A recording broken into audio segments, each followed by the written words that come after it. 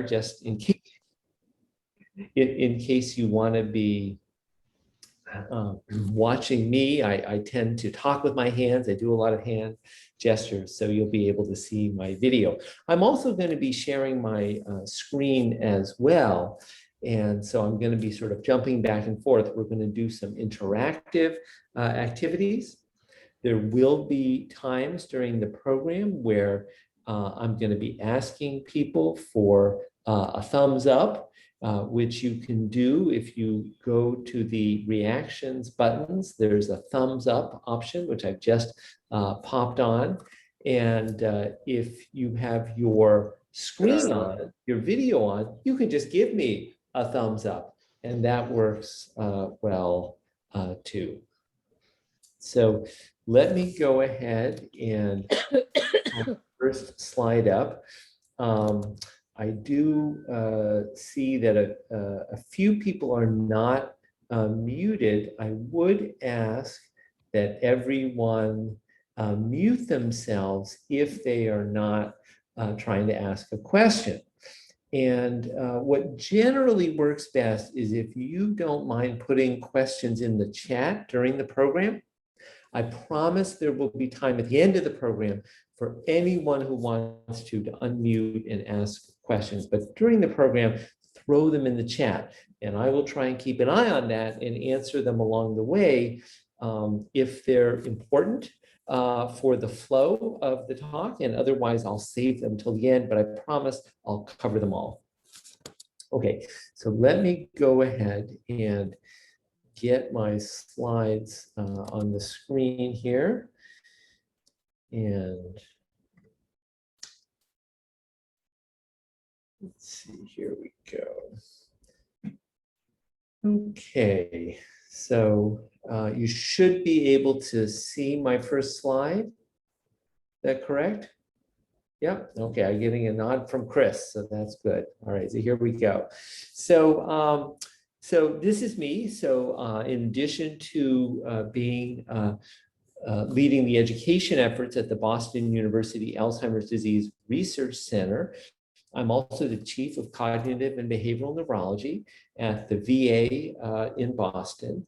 I'm a professor of neurology at Boston University School of Medicine, and I'm also a lecturer in neurology at Harvard Medical School. We're going to talk today about one of the two books that I've written. We're going to talk about the 7 steps to managing your memory. And I have a new book coming out this fall that is going to be particularly helpful for all of you who have loved ones with Alzheimer's or another type of dementia in the moderate to severe stage. But today we're going to be talking about the memory problems that everybody has and experiences if they're over like age 40. You know, what happens when memory is getting a little bit older. And we're going to cover all these different steps, but we're going to begin with talking a little bit about what you already know and what you don't know. And to do that, I'm going to read a little bit from the preface of our book. And as I'm reading through these different common memory lapses that can occur, if you think this little memory lapse is something normal, just what happens as people get a little bit older, I want you to give me a thumbs up. Again, either if your screen's on, just give your thumbs up if you think it's normal. And if you don't have your screen on, you can use the reactions, which is either at the top or the bottom of your screen, and give me a thumbs up if you think it's normal. So here is the first little memory lapse. So you walk into a room to get something and you forget why they're there, why you're there. So is that normal or not normal? What do you think?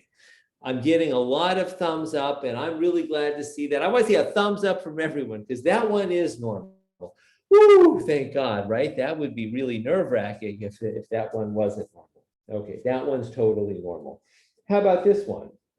You're having trouble remembering some of the details of your life, such as your wedding.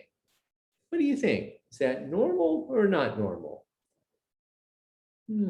I got some split decisions here. Some people think it's normal. Some people think it's not normal. Okay. Well, we'll be talking about whether these things are normal or not. Now, how about this one? When you are driving and not paying attention, you take one or more wrong turns and you end up somewhere you did not intend to be. What do you think? Is that normal or not normal? I see some more split decisions. I see some people saying normal and some people saying not normal. How about this one? You have difficulty finding your car in a parking lot.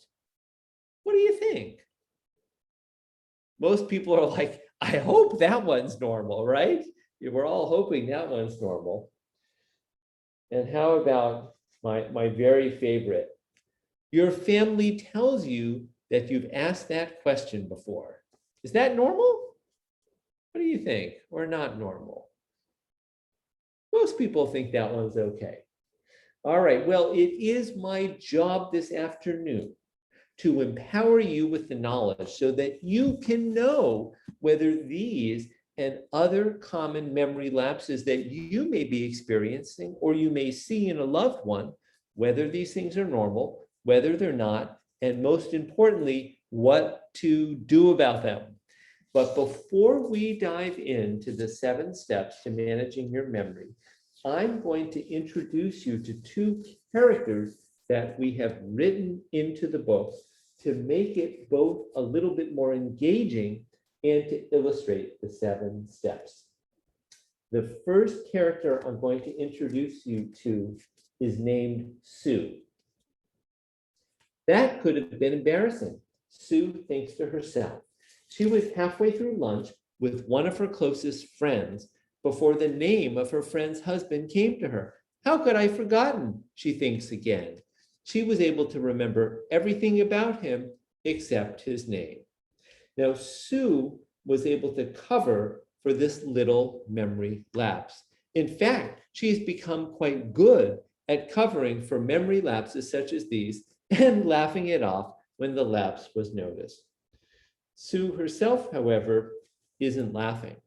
Sue is worried about her memory. Worried, in fact, is a bit of an understatement. She is absolutely terrified that she is developing Alzheimer's disease. She just turned 80, the same age that one of her friends, Mary, was diagnosed with the disorder. Now, Sue has not mentioned her concerns to her friends or her children. Her children would only worry and overreact, and she doesn't need that. Her friends wouldn't be interested in hearing about her concerns either. It would only make them anxious about their own similar memory difficulties. Or worse, they would start to treat her like an invalid and stop including her in their social activities. Sue thinks about some of her other memory lapses. Just yesterday, she walked downstairs to the basement and could not remember for the life of her what she was going down to get. It was only when she walked back to the kitchen that she remembered the roll of paper towels that she needed, which she then successfully retrieved. She doesn't have difficulty remembering what happened yesterday or the day before, but she finds it quite difficult to remember things from her childhood. Is that normal? Sue isn't sure. So that's a little bit about Sue. Now I'm going to tell you about Jack. Now, Jack has just come from his local community lodge where Sam, one of his buddies, said, Jack, you should get your memory checked out. I'm worried that you are developing Alzheimer's disease or dementia. Can he be right? Jack thinks about Sam's words. He's not sure whether he should thank Sam or slug him. Part of him wants to do both. Deep down, he knows that Sam is trying to be helpful, but he has a lot of nerve. Sure, Jack knows he has some memory difficulties, but who his age doesn't? Just because Sam's wife has dementia, all of a sudden he thinks he's a goddamn doctor. Not that the doctors know very much about memory problems from what Jack could tell. Sam had to take Mary to her doctor 4 times before the doctor actually did anything about it. Jack considers his memory. He didn't think anything was worse, at least not any more than with anyone else his age. He is 72 after all. At least half his friends have similar difficulties remembering what they did last week or were going to be doing the following day. The more Jack thinks about it, the more he thinks his memory probably is normal, better than normal, in fact. How many people his age can list off their buddies from high school and the make, model, and year of the cars that they drove? Still, Jack feels unsettled. Sam stressed that the reason he was bringing it up is there were medications that Jack could take that could improve his memory. He doesn't want to be stupid. After all, he's never been one to run away from a problem. He'd rather stand and confront it. Perhaps he should call his doctor. So that's a little bit about our characters. And now we're going to dive in to the 7 steps to managing your memory. And we are going to start with step 1, which is learn what is normal memory. And I'm going to give you a filing system analogy as to how your memory works. So let's say there's some information that you want to remember, such as someone's name. Well, the first thing that you need, the first part of our system to be able to remember this piece of information is you need your file clerk. Now, your file clerk is actually a part of your brain. It's your frontal lobe right behind your forehead. And it's the frontal lobe file clerk's job to take information in from the outside world and then to put it into the physical file cabinet. Okay? And it's also the file clerk's job to walk over and pull the information out of the file cabinet when we need to retrieve it. Okay, so that, in a nutshell, is how, or at least part of how normal memory works. Now, the problem is, as we all get older, our frontal lobe file clerk is getting older too. And I'm going to give you an analogy as to 3 things that happen to our older file clerk. Well, the first thing is that she does not hear quite as well as she used to. What? And because of this, information may need to be repeated a couple of times in order for it to get into the frontal lobe's grasp and then put into the file cabinet. The second thing that can happen to our older frontal lobe file clerk is she does not move quite as quickly as she used to. And because of that, it may take a little bit longer for her to walk over to the file cabinet and retrieve the information. The third thing that happens to our older frontal lobe file clerk is she does not see quite as well as she used to.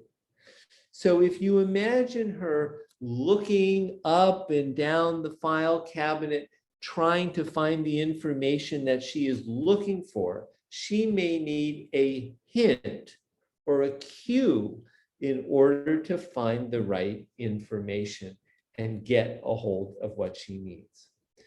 But importantly, if the information got into the file cabinet, it should be able to be retrieved, even if it takes a little bit of time or a hint or a cue. So in a nutshell, those are the changes that occur as part of normal aging. Now, let's talk about step 2, which is determine if your memory is normal. And here we're going to talk about the changes that occur in Alzheimer's disease. And this time we're going to focus on the file cabinet. Now, the file cabinet is another part of your brain. It's your hippocampus, which is deep in your temporal lobes. So if you put your fingers on your temples, it's just deep in there.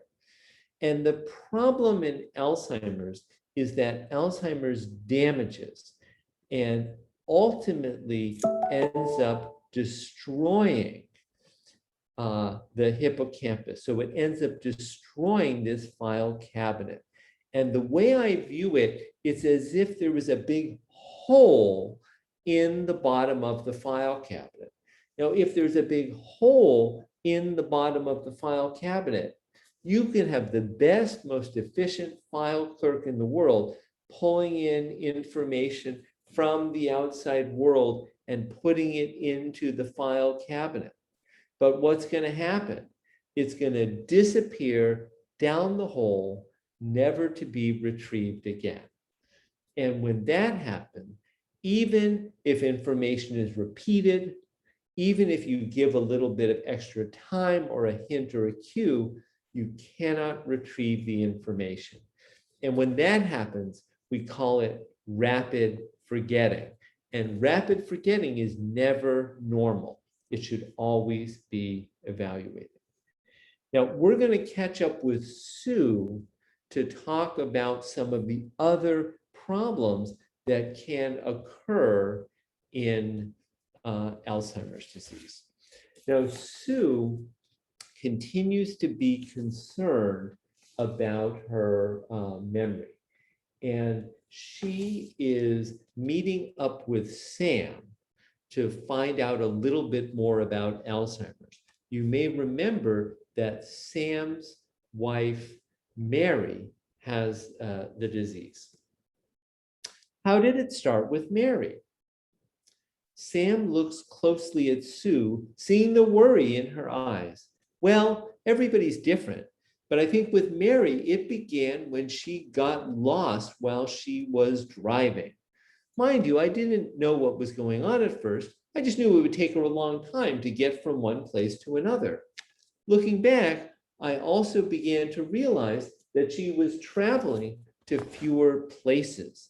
It was as if the circle of where she would go was getting smaller and smaller and smaller. First, she didn't drive into the city. Then she didn't drive on the highways. Then she didn't drive anywhere new. I didn't think it was a big deal. I mean, who really wants to fight the traffic in the cities or on the highways anyways? But the red flag to me was when I got a call from her doctor's office at 2 o'clock in the afternoon saying she had not shown up for her 1 o'clock appointment. So now I'm starting to get nervous. Was she in an accident? Was she okay?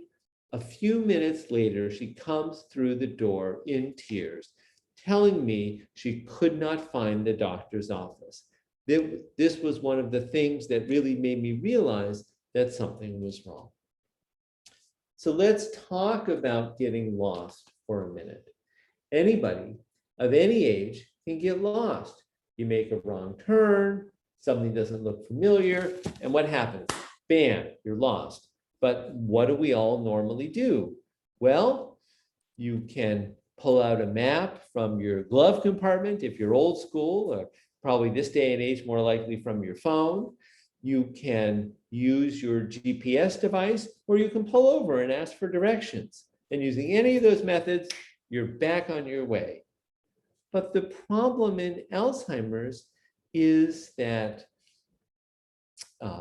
paper maps and phone apps and GPS devices can be complicated and confusing to use. You can pull over and ask for directions, but they're often long and complicated and hard to remember. And for those reasons, people with Alzheimer's disease have a lot of difficulty getting lost. Let's talk about another problem that can come up in Alzheimer's, and that is losing things, misplacing things. But guess what? That's also pretty common just normally in people of any age. So I want you to give me a thumbs up, again, either on the screen or using the reactions, if you have misplaced your keys, glasses, wallet, cell phone, pocketbook in the last year. Has that happened to anyone? Yeah, me too. So if you're losing things, if you're misplacing things, how do you know if it's normal or if it's not? Well, if you are someone who every morning you spend 5, 10, 15 minutes, hunting around the house, trying to find, where you put those things. And now you're getting a little bit older and you're still spending 5, 10, 15 minutes hunting around the house looking for things. Well, guess what? That's probably normal for you and not something to worry about. But if you were always someone who was very organized, never had to hunt around for things, always knew exactly where everything was, but now all of a sudden you're spending 5, 10, 15 minutes, maybe 20 minutes, maybe an hour hunting around the house looking for things. Maybe you had to buy a new cell phone because it never did turn up. Maybe you had to cancel the credit cards because you never could find your wallet. Well, that could be a problem.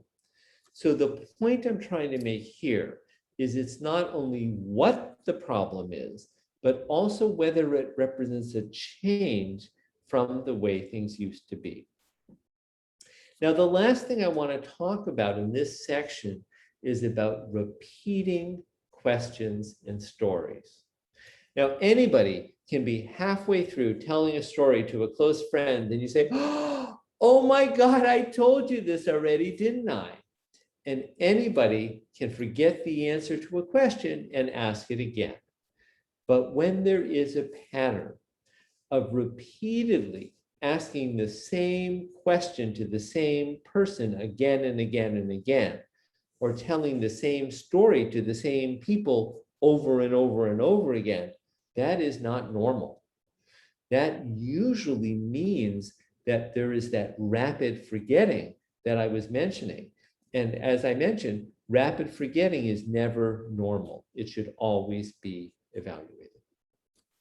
Okay, so now we are going to go to the next step. I'm going to share my screen again here. And we talked about those things. We're going to talk about step 3, which is understand your memory loss. And I want to ask, tell you about the most common question that I get asked, which is, what is the difference between dementia and Alzheimer's disease? And I would just like to see a show of thumbs up. If you are familiar with the term dementia, you think you have a good handle on what that means, give me a thumbs up. Just say, yeah, I'm familiar with dementia. I got that. Okay. And now how about Alzheimer's disease? If you feel like, yeah, I know about Alzheimer's, I'm familiar with that, give me another thumbs up. Okay. Now how about this one? Give me a thumbs up if you have a very clear understanding as to the distinction between dementia and Alzheimer's. So that one's a little tougher. A few people know. I know Val knows, and other members of my team, but that one can be a little tricky. So let me spend just a minute on this. So dementia is when there is a decline in thinking and memory that is sort of bad enough that it interferes with day-to-day function. And Alzheimer's is one type or one cause of dementia. So Alzheimer's is a disease and dementia is the general category. And the way I think about it, I sort of think about it between the difference between a headache and a specific cause of a headache, right? So a headache can be from a lot of different things. It can be from, say, a migraine headache or a muscle tension headache, neither of which are very serious. But a headache can also be from a stroke or a brain tumor, both of which are very serious. And with dementia, it's the same way. So dementia, believe it or not, can actually be caused by something as simple and benign as a vitamin deficiency or a thyroid disorder, which are totally curable. But dementia can also be caused by a lot of different diseases, including Alzheimer's, vascular dementia, dementia with Lewy bodies, frontotemporal dementia, and there's many other types as well. Let's talk about another common term that comes up in the field of memory, which is mild cognitive impairment. Now, mild cognitive impairment is present when there's three things. The first is that someone is concerned about the memory. And this can be the individual themselves, it can be their family, or it can be their doctor. The second is that when they do the pencil and paper testing, yes, indeed, a problem is found. So the concern is confirmed by the pencil and paper testing. But the third thing is that their day-to-day function is fine. And if their day-to-day function is fine, then by definition, they do not have dementia.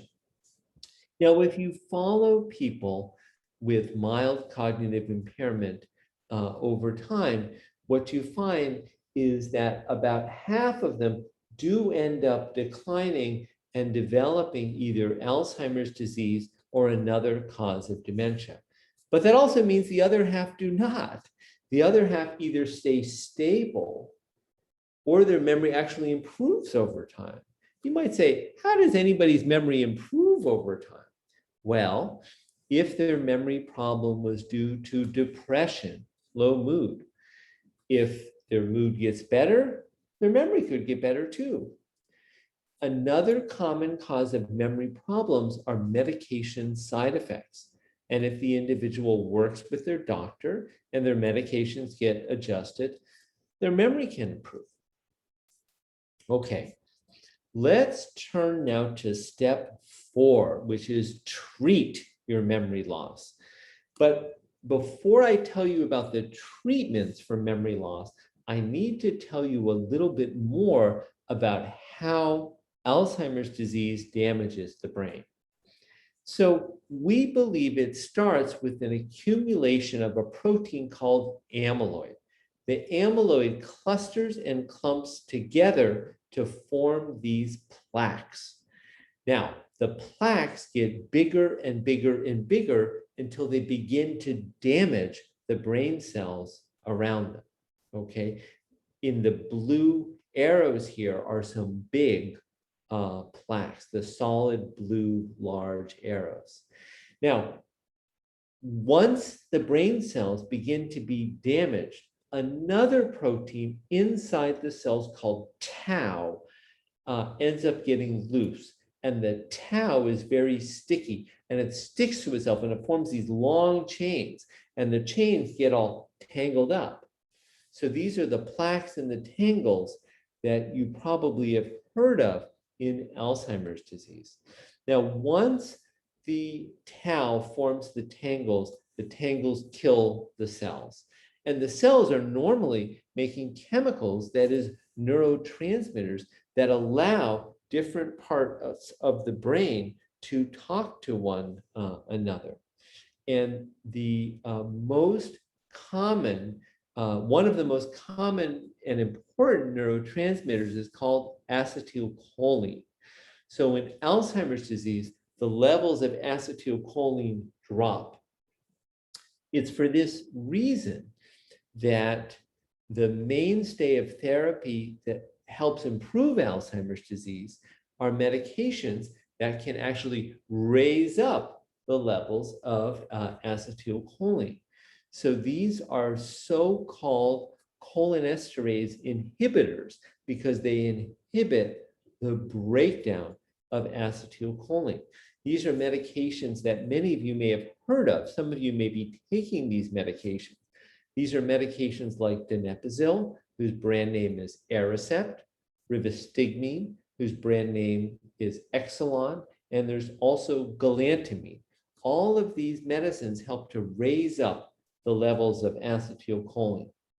Now, from the perspective of the individual and their family, what these medications can do is they can turn the clock back on memory problems. And the studies show they can turn the clock back by 6 to 12 months. And what I mean by that is when I see a patient in my office and I prescribe one of these medications, I can make their memory like it was 6 months ago, or maybe even a full year ago. And the earlier that I start and give them one of these medications, the more likely it is I'm going to turn the clock back by a full 12 months. And there's a very simple reason why. There are more brain cells that are still living that the medication can work on. And so this is one of the reasons that I'm out here giving talks and writing books, because I don't want people with memory problems to sit at home and not do anything about them. I want them to come, see their doctors, see us at the BU Alzheimer's Disease Research Center so that we can get you in treatment and get you started on some of these medications. Now, we talked about being able to turn the clock back, but unfortunately, we cannot stop the clock from ticking down. In fact, we can't even really slow the decline, at least probably not, and I'll explain the probably in a second. So what these medications can do is that although you have that bump up, there is still a decline, but people are always going to be better off on the medicines than off it. And so what happens is if people stop these medicines, they lose that 6 to 12 months that they gained, and they lose it in 1 to 2 weeks. So as long as these medicines sort of had a good initial response, we really want people to stay on them pretty much, forever. Now, there are new medications that are being developed that can possibly slow down the clock on memory loss and dementia. And this is what the new medication aducanumab is supposed to do. So I'm sure that just about everyone on this Zoom call has heard about the FDA's approval of this new medication to treat Alzheimer's called aducanumab. So the way it works is this is a monoclonal antibody made in a laboratory. Now, normally, antibodies are made by your own body against viruses and bacteria and other invading organisms. That's normally where antibodies are made. But this is an antibody made in a laboratory and given by intravenous injection, like in your arm, that travels up to the brain and sticks to the amyloid plaques. And then the body's immune system says, hey, there's an antibody on this. This is something bad, something we should get rid of. And it pulls it out of the brain. So if removing amyloid can actually slow down the progression of Alzheimer's disease, then this drug should be able to do that. But people are not quite sure whether it does or it doesn't do that. So the first reason is that there were 2 large studies to look at aducanumab. One of them said, yes, it does. The other one said, no, it doesn't. And in fact, when the study's own team was initially looking at the data, they actually canceled both studies before they were completed because they said, this drug isn't working, it's not worth putting any more money or resources into, we're going to cancel both studies. And then later they said, hey, wait a minute, maybe it was working after all. And so the whole thing is a little bit questionable at the moment. And the latest news that I think I heard last Friday is that the FDA actually wants another government agency to investigate whether or not the decision was reached correctly. Of course, this came up because the FDA's own advisory panel advised them not to approve the drug. So it's a little bit confusing right now, I think, for everyone. But what I do want to say is that we have a lot of really good research going on for medications that might be much better than aducanumab at our Boston University Alzheimer's Disease Research Center. And I encourage you to reach out to Samrana or Roisha with any interest that you might have in learning more about the research that we have going on. And they've just put some of the contact information in the chat, as well as an evaluation of this program. So you can let us know what parts of the program you liked and what parts of our program you think should be improved, which we always want to hear because we're always trying to do better.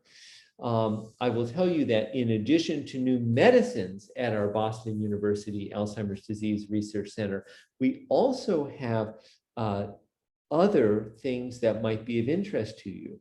So we have studies going on that look at new strategies that can help thinking and memory. We actually do some of those in our laboratory.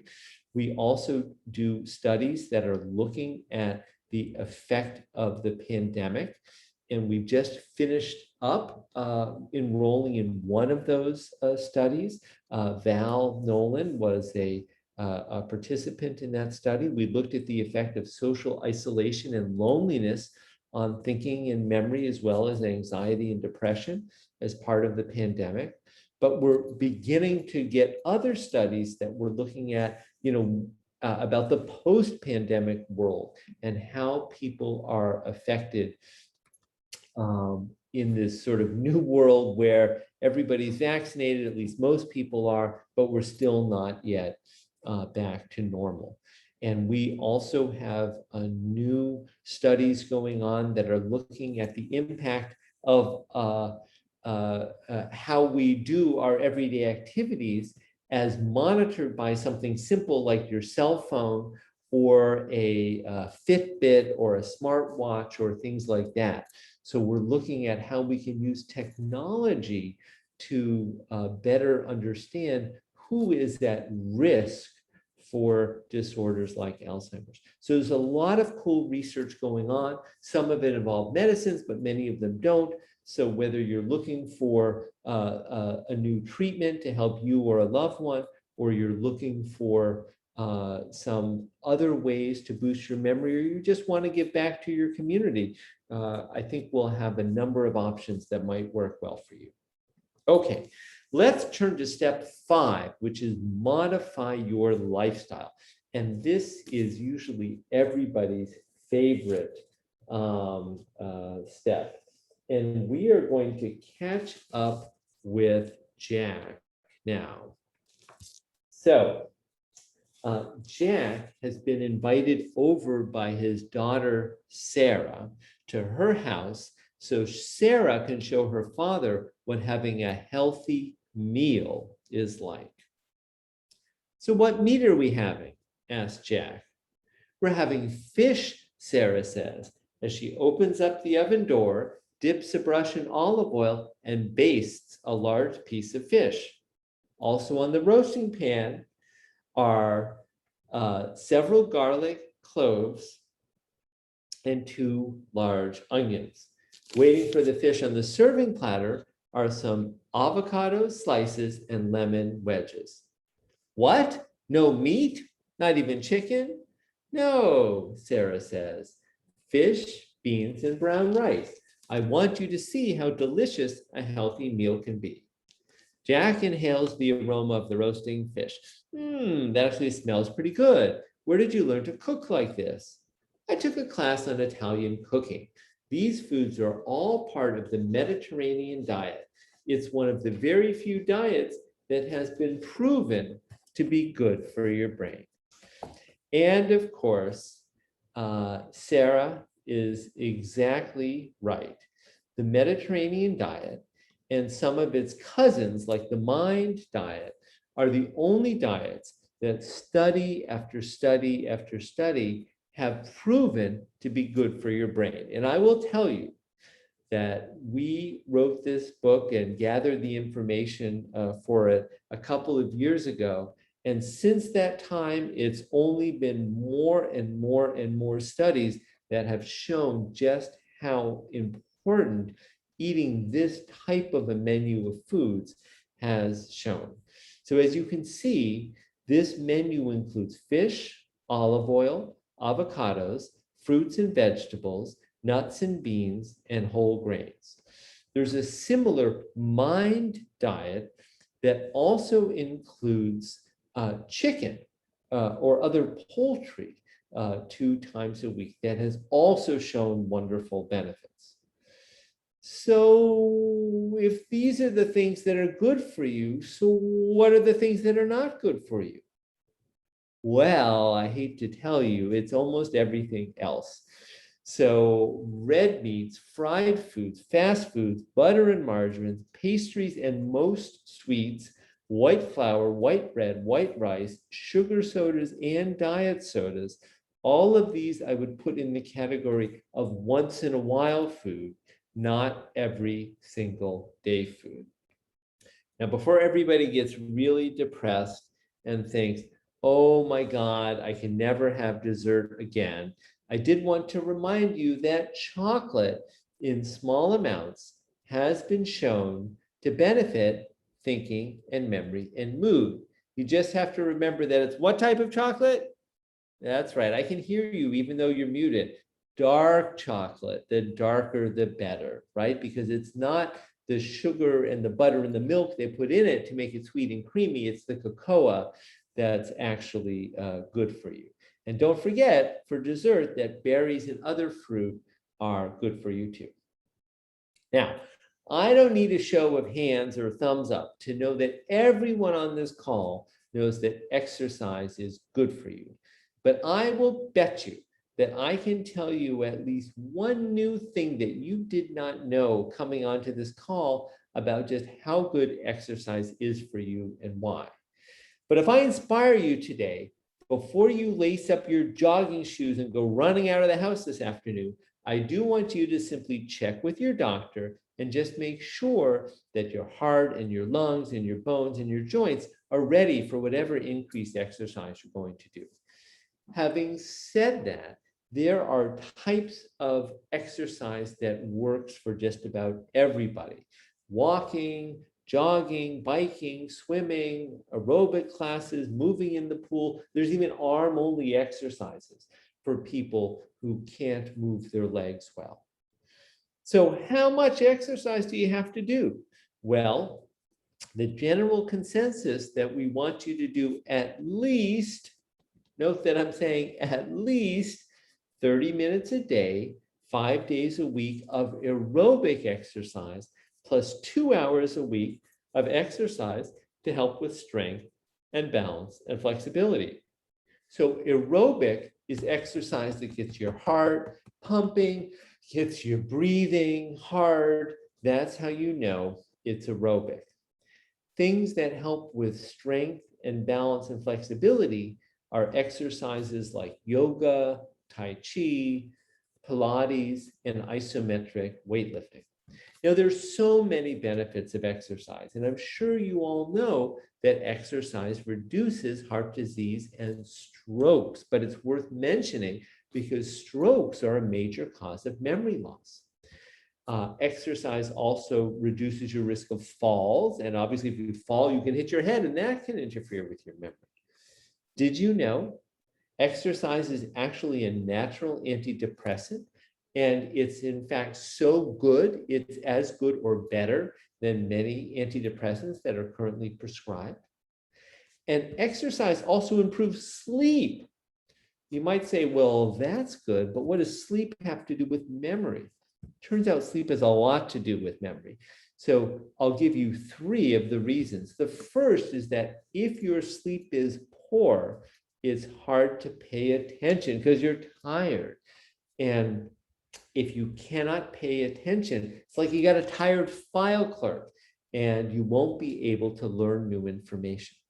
The second reason is that we all make some of this amyloid protein while we are awake, but we normally clear it away every night while we sleep.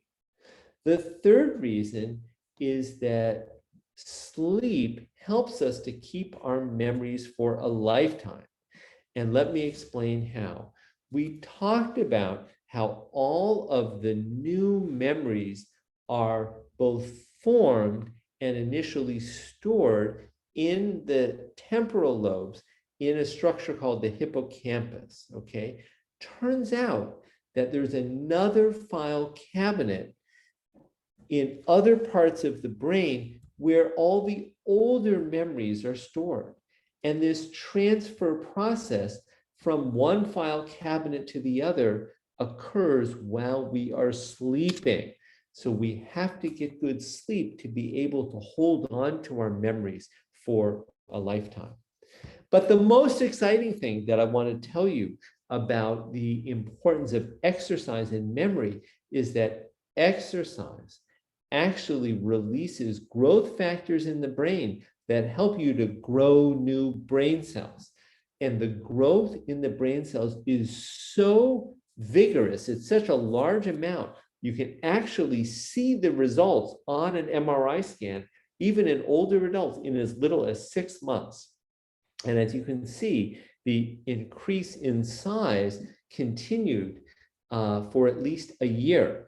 And this is in comparison to those older adults who just did stretching and their hippocampus actually shrunk, which is what generally happens in normal aging.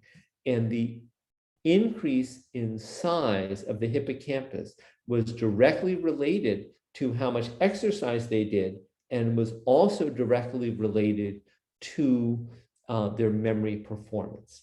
So people sometimes say, you know, Dr. Budson, isn't there some magic bullet out there that can really help me with my memory? I say, yes, there is. The magic bullet is exercise. That is truly the magic bullet. All right.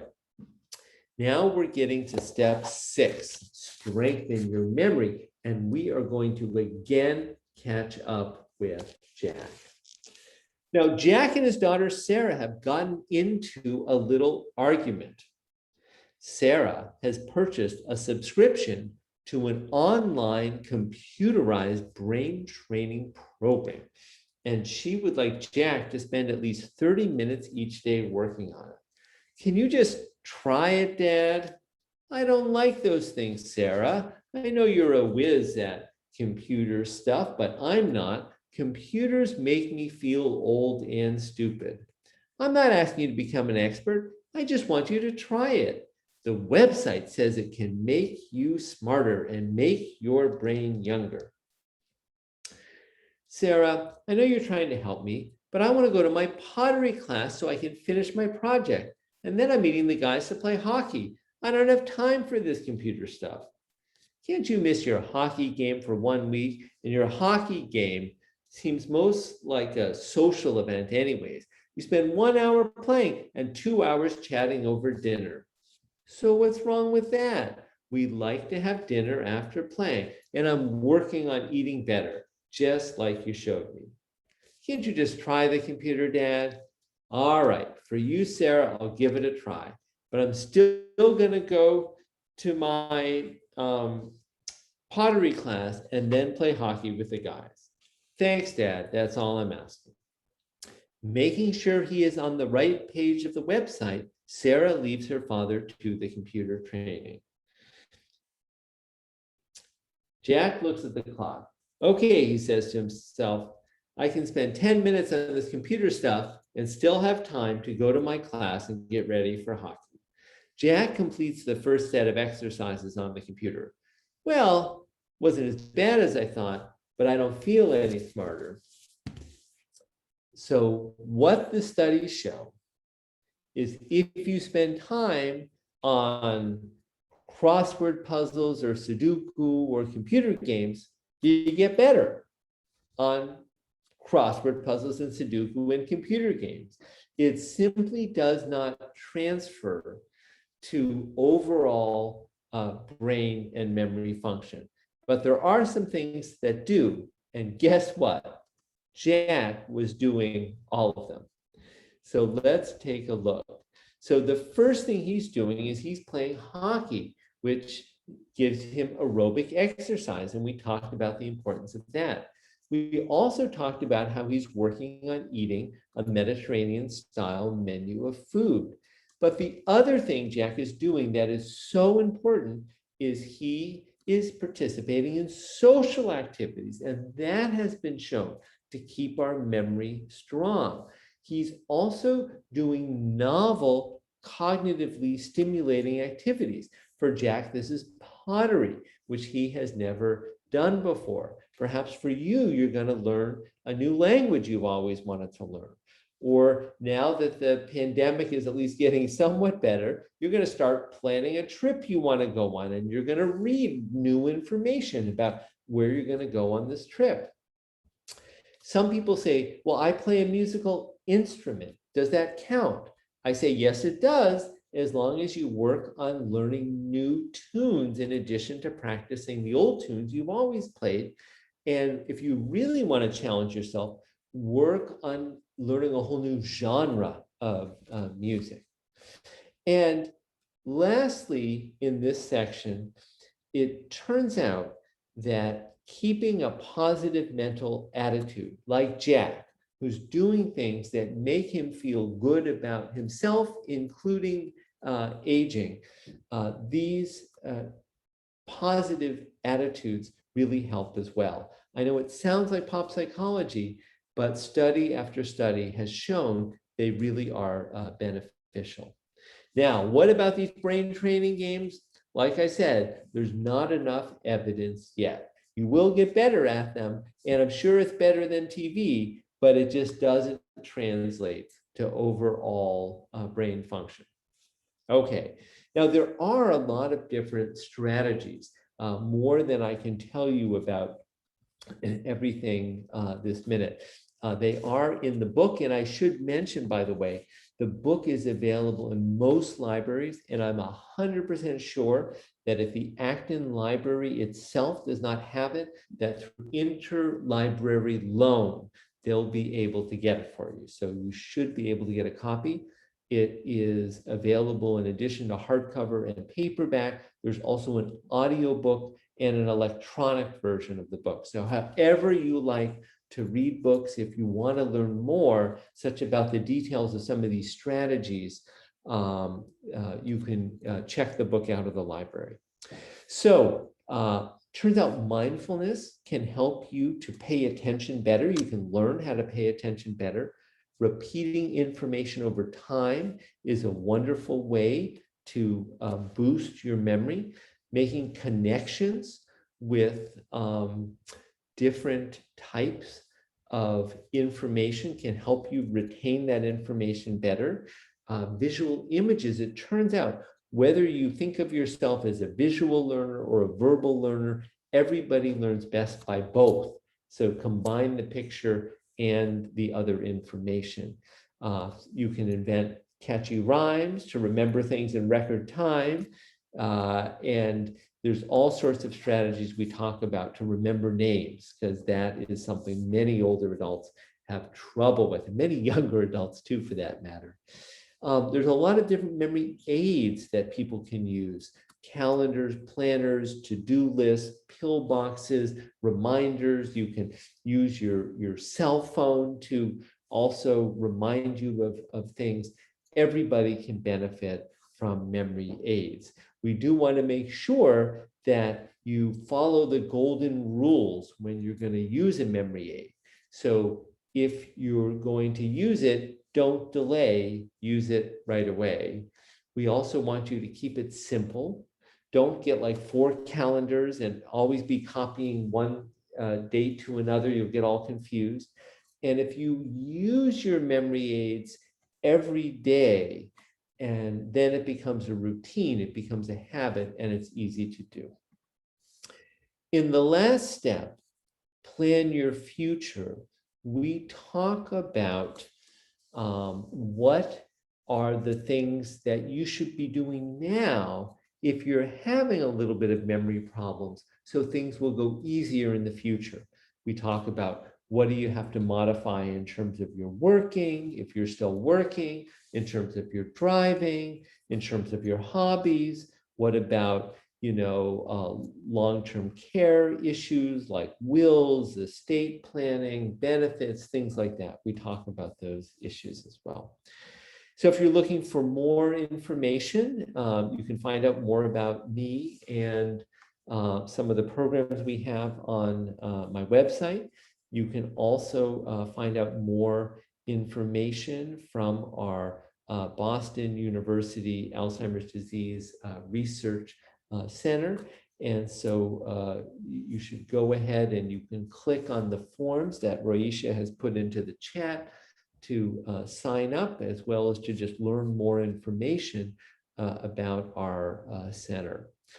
And there's a couple questions in the chat. I'm going to cover those right now. So one is, what about all these supplements on the market like Prevagen that's supposed to help your memory? The answer is, the best thing I can say about Prevagen, the best thing, is we don't believe it's harmful. Okay, so these supplements do not work at all, not a single one of them. Okay, and Prevagen itself is sort of like snake oil. Okay, it's really just no benefit to Prevagen. So don't waste your money on that. There's a question about hearing loss. Does hearing loss cause Alzheimer's? The answer is absolutely not. Hearing loss does not cause Alzheimer's. There have been some studies that show that people who have hearing loss are more at risk of developing Alzheimer's and other types of dementia. And I think that this is probably because anytime that people are not able to hear all the information that is going on around them, they're going to feel more isolated and lonely. And we do know that social isolation and loneliness are risk factors for Alzheimer's disease and dementia. So I do encourage anyone with hearing loss, number one, to get hearing aids if you need them or a loved one needs them. And number two, don't withdraw and stop participating just because you're having some trouble hearing. Question in the chat: what's the typical age of onset for Alzheimer's, and how is that different from familial Alzheimer's? It's a really good question, and I'm going to give you all the answers to that. So the average age of Alzheimer's, if there's no family history, would be in the late 70s or early 80s. Okay, that would be the average age that it comes on. There is one type of Alzheimer's disease that can run in the family in old age, okay? And that type of Alzheimer's usually has an onset 5 years earlier. So instead of the onset being in the late 70s or early 80s, in those families, the Alzheimer's comes on more in the early or the middle 70s, okay? That is what we generally see in most of what we call late onset, but still familial Alzheimer's disease. And in this case, it's not 100% certainty that someone's going to get it just because their parent had, but the risk is a little bit higher and they may develop it a little bit earlier. And then finally, there are some people that have what's called an autosomal dominant genetic mutation with 100% penetrance, meaning that everyone who has the mutation ends up getting the disease. This is very, very, very rare. I would be surprised if this directly affected anyone on this call. These individuals develop the disease in their 50s or 40s, or sometimes even their 30s. The largest population that has this type of genetic abnormality is in Colombia, South America. I'm very proud that I have worked with a researcher who's now at Mass General, Yakel Quiroz, who is from Colombia, South America, and has been working with the doctors there to try to understand and help people with this early onset of the disease. So I hope that was helpful. I just want to let you know that, as I mentioned before, I do have this one other book that is coming out this fall. And so if anyone is interested in hearing more about that, if you speak with Chris or others at your center, it'd be my pleasure to come back and speak either by Zoom or maybe in person in the fall to talk a little bit about that. I'm going to keep answering questions, but I'm going to stop sharing my screen so I can allow people to unmute themselves and ask questions if they would like.